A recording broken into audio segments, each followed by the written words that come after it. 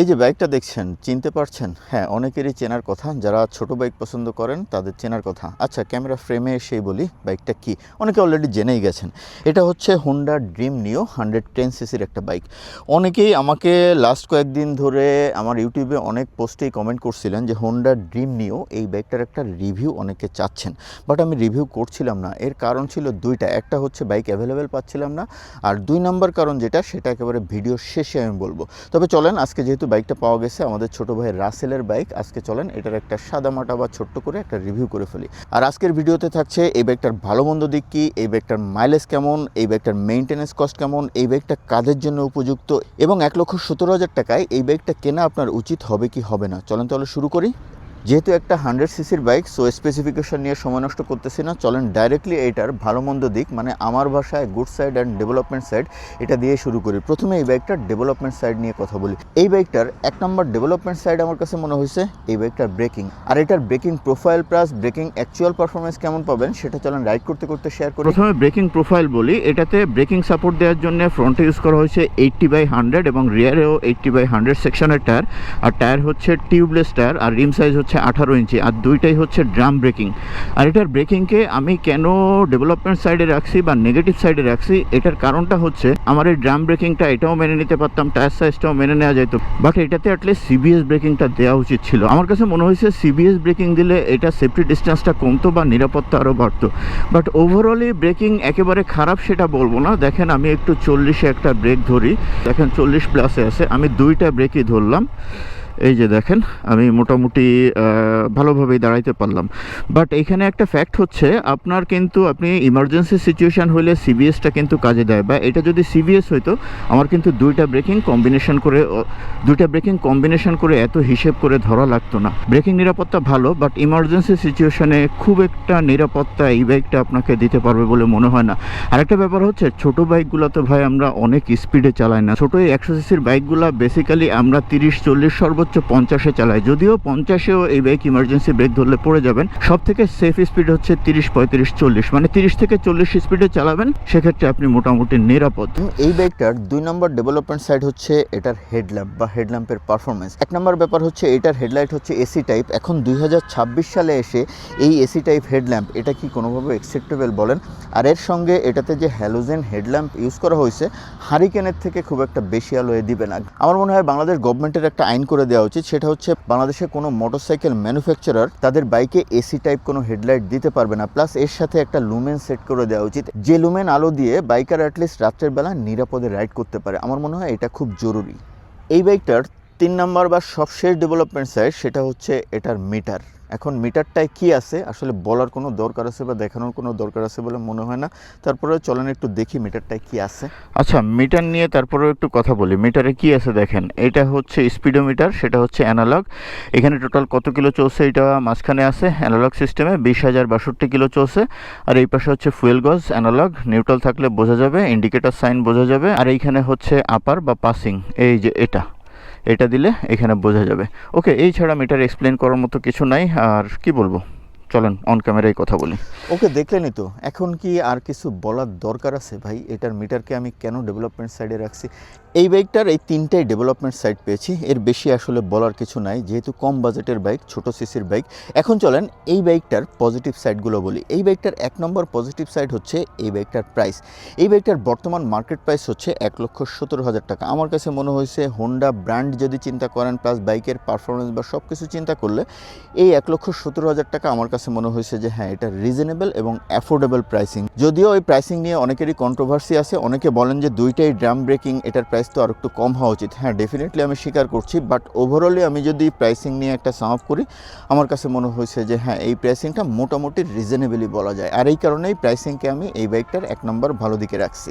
এই বাইকটার 2 নম্বর ভালো দিক হচ্ছে এই বাইকটার রাইডিং অ্যান্ড পিলিয়ন কমফোর্ট। চলেন রাইডিং কমফোর্টটা রাইড করতে করতে একটু জানি। ওকে, রাইডিং কমফোর্ট বলার আগে সিট হাইট নিয়ে একটু কথা বলি। এটা কিন্তু 100 সিসির বাইক হলেও সিট হাইটটা কম্পারেটিভলি একটু বেশি। এটা সিট হাইট যতটুকু পাওয়া গেছে, এটা সিট হাইট হচ্ছে 775 মিলিমিটার।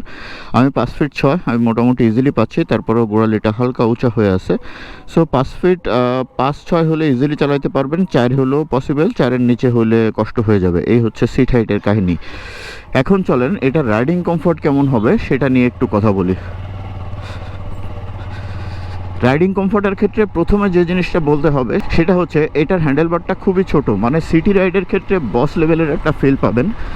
সিটি রাইডে জ্যামের ভেতরে খুব অল্প জায়গা দিয়ে আপনি এই বাইকটা নিয়ে বেরোয় যেতে পারবেন, এই হচ্ছে একটা ব্যাপার। আর হ্যান্ডেলবারটা যেহেতু আপরাইট, সো আপনার রাইডিংয়ে একেবারেই প্যারা হবে না, মানে গ্রামঘাট ভাঙাচোরা রাস্তা যেখানে রাইড করেন না কেন এটা রাইডিং পজিশন আপনাকে সুপার কমফোর্টেবল একটা ফিল দিবে। এই হচ্ছে রাইডিং পজিশনের কাহিনী। রাইডিং কমফোর্ট তো জানলেন, এখন পিলিয়ন কমফোর্ট নিয়ে কথা বলি। ভাই যথেষ্ট কমফোর্টেবল, পিলিয়ন সিটটা যথেষ্ট স্পেশাস, আর যেহেতু সিঙ্গেল সিট, আর সব থেকে বড় ব্যাপার হচ্ছে এটা সিট কুশনিংটা খুবই সফট, আর এর সাথে একটা গ্র্যাব রেইল আছে। সো পিলিয়ন এটাতে 100% কমফোর্টেবলি বসতে পারবে। আর শুধুমাত্র পিলিয়ন কমফোর্ট না, এর সাথে মালামাল কমফোর্টও বলা উচিত, কারণ ছোটো সিসির বাইকগুলো কিন্তু মালামাল ক্যারি করে। অনেকে দেখবেন পেছনে একেবারে বিশাল বস্তা অনেক কিছুই ক্যারি করে। এই বাইকটা যদি আপনি বিজনেস পারপোজও ইউজ করেন, মানে আপনার দোকানের জিনিসপত্র কেনা নেওয়ার জন্য ট্রান্সপোর্টেশনের কাজে পেছনে দু একটা বস্তা দিয়ে সেটাও আপনি পারবেন, কারণ এই বাইকটার ওয়েট ক্যারিং ক্যাপাসিটিও যথেষ্ট ভালো। এই বাইকটার 3 নম্বর ভালো দিক হচ্ছে এই বাইকটার পাওয়ার অ্যান্ড টর্ক। এখন পাওয়ার টর্কে কেন ভালো দিকে রাখছি, চলেন তাহলে রাইড করতে করতেই পাওয়ার টর্কের অ্যাকচুয়াল ফিডব্যাকটা নিয়ে আসি। Okay, let's talk about power and torque. এটার পাওয়ার হচ্ছে 8.25 বিএসপি আর টর্ক হচ্ছে 8.09 নিউটন মিটার, মানে পাওয়ার টর্ক প্রায় সমান। আর পাওয়ার টর্ক ফিডব্যাক কেমন সেটা চেক করার আগে চলেন আগে ফার্স্ট সেকেন্ড থার্ড গিয়ারের একটু টপটা চেক করে দেখা যায়। ফার্স্ট গিয়ারে টপ প্রায় 30-এর মতো, সেকেন্ড গিয়ার দেখি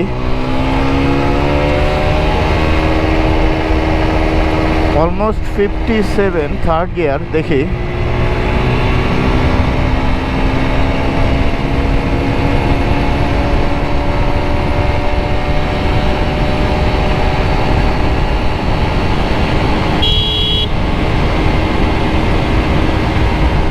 থার্ড গিয়ারে 80 উঠছে, দেখেন আর একটু বেশি হয়তো যাবে, 81 উঠছে।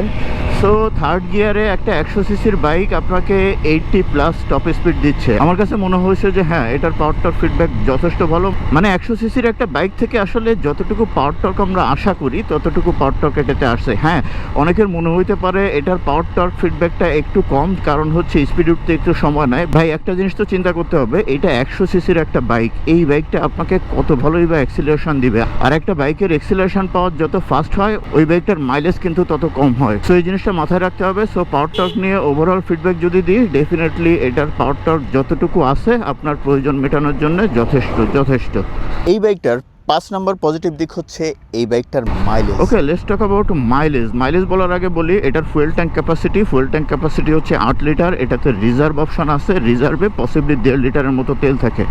আর মাইলেজের কথা যদি বলি, একটা জিনিস বলতে পারি, এই বাইকটা যারা রাইড করে ম্যাক্সিমাম লোকই এই বাইকটার মাইলেজ নিয়ে সন্তুষ্ট। এই বাইকটা থেকে আপনি সিটিতে অন অ্যান অ্যাভারেজ 60 রেঞ্জের মাইলেজ পেয়ে যাবেন, আর হাইওয়েতে এই হোন্ডা ড্রিম থেকে আপনি 65 থেকে 70 বা অনেকে 70+ও মাইলেজ পেয়ে যাচ্ছেন। তবে একটা বিষয় মাথায় রাখতে হবে, যেটা আমি সবসময় মাইলেজের ক্ষেত্রে বলি, মাইলেজ কিন্তু ডিপেন্ড করে রাইডারের উপর, রাইডিং প্যাটার্নের উপর, প্লাস বাইক মেইনটেন্যান্সের উপর।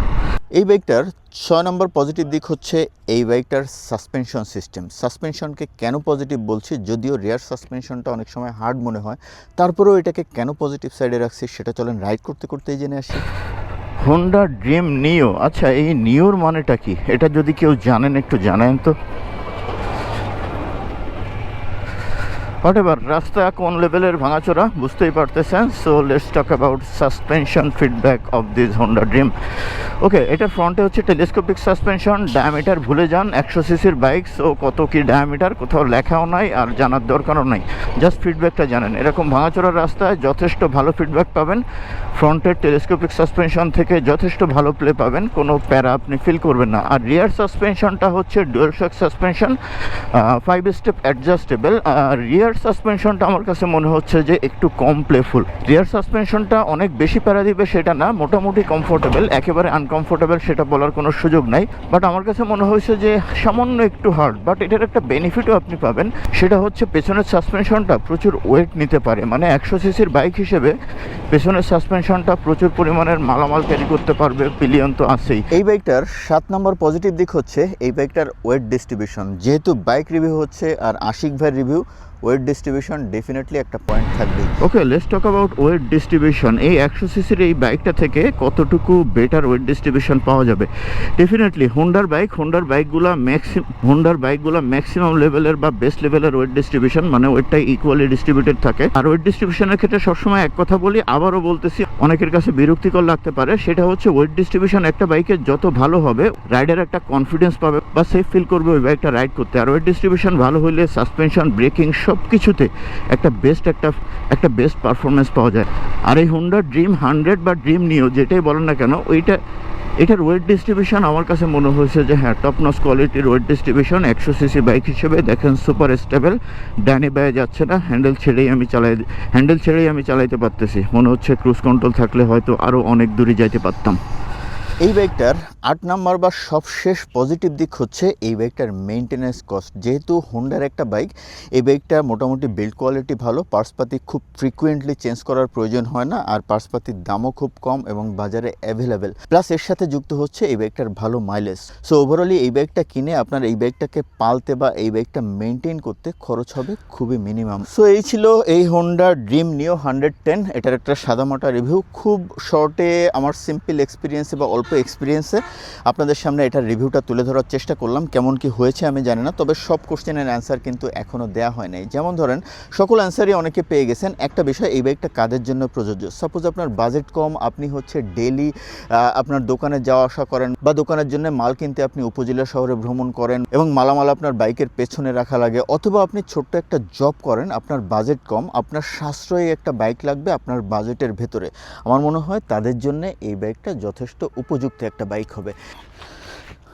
কাহিনি ঘটতেছে, ফোন গরম হয়ে ফোন বন্ধ হয়ে যাচ্ছে, একই কথা বারবার বলা লাগতেছে। হঠাৎ একটু তাড়াতাড়ি বলে দিই, এখন যদি আপনারা আমাকে জিজ্ঞেস করেন আশিক ভাই 1,70,000 টাকায় এই বাইকটা কেনা কতটুকু যৌক্তিক হবে, অ্যান্সারটা দেওয়া ডাইরেক্টলি খুব কঠিন। বাট আপনি যদি প্রাইস চিন্তা করেন আর ব্র্যান্ড চিন্তা করেন, পারফরমেন্স বা মাইলেজ চিন্তা করেন, তাহলে আমার কাছে মনে হয়েছে যে হ্যাঁ, এটা কেনা যেতেই পারে। বাট আমি সবসময় সাজেস্ট করব, আপনি যদি বাজেট বাড়িয়ে সিঙ্গেল ডিস্কের বা সিভিএস ভার্সনের কোনো বাইক নিতে পারেন, তাহলে আমার কাছে মনে হয় নিরাপত্তা একটু বাড়বে। সো এই হচ্ছে ফ্যাক্ট। আর হোন্ডার ক্ষেত্রে আমি সবসময় এই কথাটা বলে থাকি যে নামটা যখন হোন্ডা বা ব্র্যান্ডটা যখন হোন্ডা, এটা কিনলে আপনার লাভ না হলেও লস হওয়ার কোনো পসিবিলিটি কিন্তু নাই। সো এই ছিল আজকের ভিডিও। এটার ফুল একটা রিভিউ করার চেষ্টা করলাম। আমার টুকটাক এক্সপিরিয়েন্সে আমি ম্যাক্সিমাম ওয়েতে চেষ্টা করছি মোটামুটি যতটুকু ইনফরমেটিভভাবে বা ভালোভাবে প্রেজেন্ট করা যায়, যেন আপনারা বাইকটাকে বুঝতে পারেন। কেমন কি হলো সেটা তো আপনারাই বলতে পারবেন। একটা কমেন্ট করে দিন যে আজকের রিভিউটা কেমন লাগলো। ভালো লাগে ওই যে লাইক, ফলো, শেয়ার, সাবস্ক্রাইব কী বলে না, ওগুলো করে দিন। তাহলে আজকের মতো রাখছি, টাটা, বাই বাই। এখনই যে কোনো সময় ফোন বন্ধ হয়ে যাবে, তার আগে কথা শেষ করতে হবে। ফোন বন্ধ হয়েছে কি না আমি এখনও শিওর না। তাহলে দেখা হচ্ছে অন্য কোনো ভিডিওতে।